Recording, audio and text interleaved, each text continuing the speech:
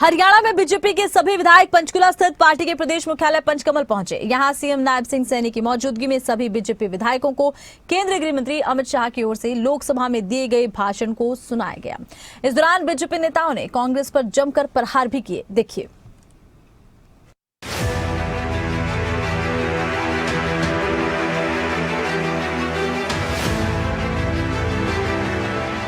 हरियाणा की सियासत में उस वक्त हलचल तेज हो गई जब बीजेपी के सभी विधायक पंचकुला स्थित पार्टी के प्रदेश मुख्यालय पंचकमल पहुंचे। मुख्यमंत्री नायब सिंह सैनी की मौजूदगी में विधायकों की अहम बैठक हुई। बैठक के दौरान पंचकमल कार्यालय में मौजूद सभी बीजेपी विधायकों को केंद्रीय गृह मंत्री अमित शाह का लोकसभा में दिया गया भाषण सुनाया गया। ये बैठक ऐसे समय में हुई जब कांग्रेस देश भर में SIR और वोट चोरी के मुद्दे को लेकर आंदोलन चला रही है। इसी के मद्देनजर हरियाणा बीजेपी ने अपने विधायकों को अमित शाह की वो लोकसभा स्पीच सुनाई जिसमें उन्होंने तथ्यों के साथ स्पष्ट किया कि SIR का परीक्षण किन किन अवसरों पर किया गया। भाजपा में यह भी उल्लेख किया गया कि कांग्रेस ने खुद 11 बार SIR का परीक्षण करवाया। ऐसे में अब इस प्रक्रिया पर सवाल खड़े किए जाने को लेकर बीजेपी अपना पक्ष विधायकों के सामने रख रही है। देखिए, पिछले काफी दिनों से कांग्रेस इस मुद्दे को लेकर के झूठ फैलाने का काम कर रही थी कि वोट चोरी हो गया, वोट चोरी हो गया, और देश को गुमराह करने का काम एक योजनाबद्ध तरीके से कांग्रेस कर रही है। कांग्रेस लगातार इस प्रकार के झूठ और भ्रम फैलाने का काम कर रही है। लोकसभा के चुनाव के अंदर उस पवित्र संविधान की बुक जो डॉक्टर भीमराव अंबेडकर जी के अध्यक्षता में वो बना, उसकी बुक को उठा करके और बाबा साहिब के उस पवित्र संविधान को भी अपमानित करने का काम कांग्रेस पार्टी ने किया। और जब वो मुद्दा इनका उसकी हवा निकल गई, वोट चोरी का मुद्दा लेकर के आए, तो सत्ता पक्ष का ये दायित्व तो बनता है कि उसका जवाब दें। राहुल गांधी जी कहीं टूर पर जाते हैं, जब वो कहीं ब्राजील गए होंगे, वो लड़की का फोटो उसको मिला होगा और उसने बताया भी है वो सैलून पे काम करती है, वो मॉडल है, और उसने बताया भी है कि मैं कभी इंडिया आई नहीं, लेकिन फ़ोटो कहीं राहुल गांधी के हाथ लग गया और उस फोटो को उसने किस प्रकार से वोटर लिस्ट पे दिखा के, कोई भी अगर राहुल गांधी की बात में सच्चाई है तो कोई निर्वाचन आयोग का जो आइडेंटिटी कार्ड इशू होता है वो उसको दिखाए ना, ब्राज़ील मुल्क की महिला का फोटो लगा हुआ जारी किया है क्या? वो ऐसे तो कितनी फोटो पे, इससे अच्छा तो वो अपने किसी कांग्रेस की कोई किसी नेता का फोटो लगा देता तो लोगों को जच जाता। वो तो ठीक है कि वो ब्राजील की महिला का फोटो लगाया और उसका झूठ बहुत जल्दी पकड़ा गया। कैबिनेट मंत्री आरती राव और श्रुति चौधरी ने कांग्रेस पर सीधा हमला बोला। उन्होंने कहा, कांग्रेस के पास ना तो कोई मुद्दा है और ना ही कोई नेतृत्व। कांग्रेस पार्टी पूरी तरह से बिखरी हुई है और उसके पास कोई बड़ा नेता नहीं बचा। जी, कांग्रेस के पास आज के दिन कोई मुद्दा नहीं है।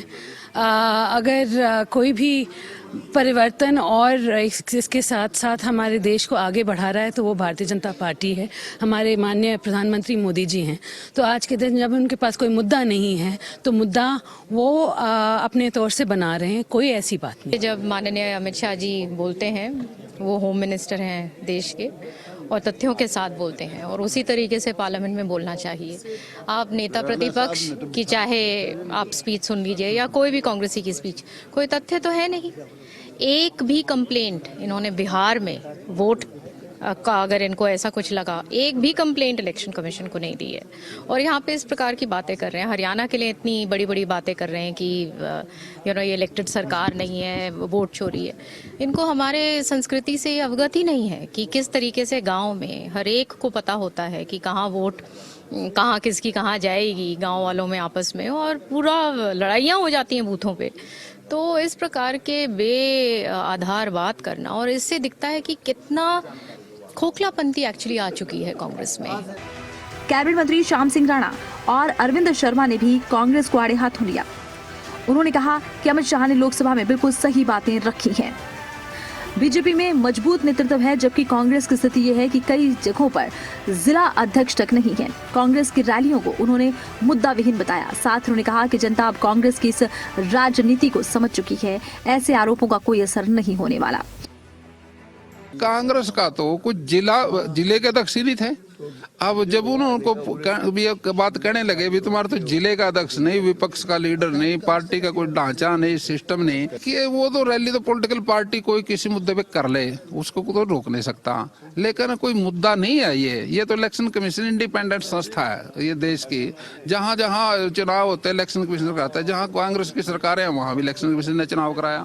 SIR और देश के अंदर जो चुनावी प्रोसेस है उसमें क्या क्या सुधार हो सकते हैं, ये तो सारा सिस्टम इलेक्शन कमीशन और सारा देखता है। लेकिन जो विपक्ष जो प्रहार करता है, विपक्ष जो झूठे झूठे नैरेटिव्स जो बनाता है, कुछ कह करके वोट चोरी फलाना, ये ऐसी सिस्टम को माननीय हमारे गृह मंत्री अमित शाह जी ने एक एक बात का क्लियर कट जवाब दिया है पार्लियामेंट में।